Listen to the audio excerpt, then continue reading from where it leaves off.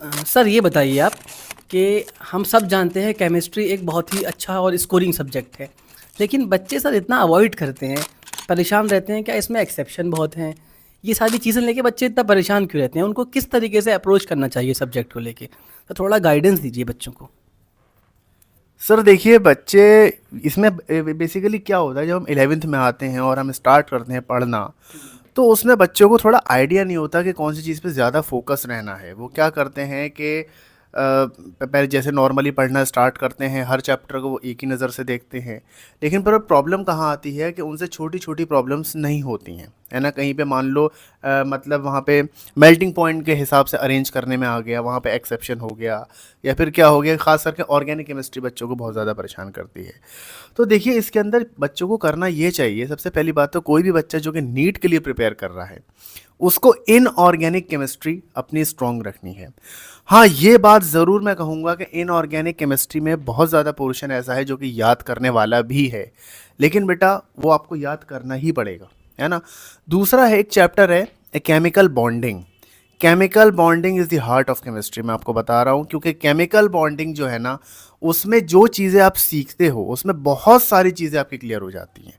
जैसे कि जितने भी आपके केमिस्ट्री के अंदर या नीट में ट्रेंड बेस्ड जो हमारे क्वेश्चंस आते हैं कि इसका ट्रेंड क्या होगा, एंथैल्पी का ट्रेंड क्या होगा, है ना, साइज का ट्रेंड क्या होगा, या फिर मेल्टिंग पॉइंट का ट्रेंड क्या होगा, तो उसका रूट कॉज जो निकल करके आता है वो केमिकल बॉन्डिंग वाले चैप्टर से ही निकल करके आता है। और बच्चे क्या करते हैं, क्योंकि थोड़ा सा वो चैप्टर अपने आप में ट्रिकी भी है, थोड़ा सा बड़ा है, कॉम्प्लिकेटेड है, तो बच्चे उसको अवॉइड करने की कोशिश करते हैं, है ना। या फिर उसमें मान लो क्वेश्चन आ गया कि इसमें से कौन सा मोस्ट ज़्यादा, कौन सा मतलब ऐसा सब्सटेंस है जो कि सबसे ज़्यादा पैरामैग्नेटिक है या क्या है, रूट कॉज उसका वहीं से निकल करके आता है। अब बच्चों को जो नेक्स्ट चीज़ जो परेशान करती है वो परेशान करती है ऑर्गेनिक केमिस्ट्री।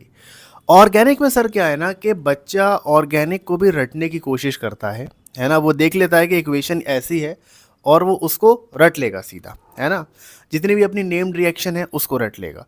लेकिन सर प्रॉब्लम क्या है ना कि आपने रट तो लिया, लेकिन जब अच्छे लेवल का क्वेश्चन आएगा, चलो आपको बोर्ड का एग्जाम तो निकल जाएगा, जैसे कि रोजेनमुंड रिएक्शन है एक, है ना, उसको आपने रट लिया।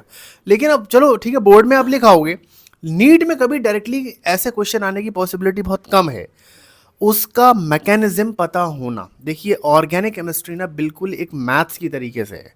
जैसे कि मैथ्स में मैं अगर क्वेश्चन रट के चला जाऊं, तो कभी भी मुझे मैथ्स नहीं आ सकती और मैं मैथ्स में अच्छा स्कोर नहीं कर पाऊंगा।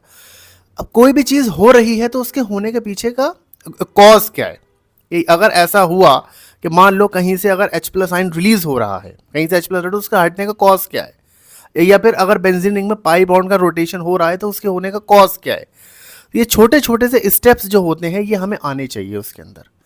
तो जब हम इन स्टेप्स को समझ जाएंगे, मतलब समझ पाएंगे और उसके पूरा मैकेनिज्म हमारे ध्यान में रहेगा, मतलब basically organic chemistry is a conceptual subject. उसको आप एज अ थ्योरेटिकल रट्टा मार के इनऑर्गेनिक की तरह आप पढ़ना चाहोगे तो कभी नहीं पढ़ोगे। आपको उसका रूट कॉज पता होना चाहिए, क्योंकि क्वेश्चन हमेशा रूट कॉज से ही आता है। तो ये बच्चे गलती करते हैं इसके अंदर।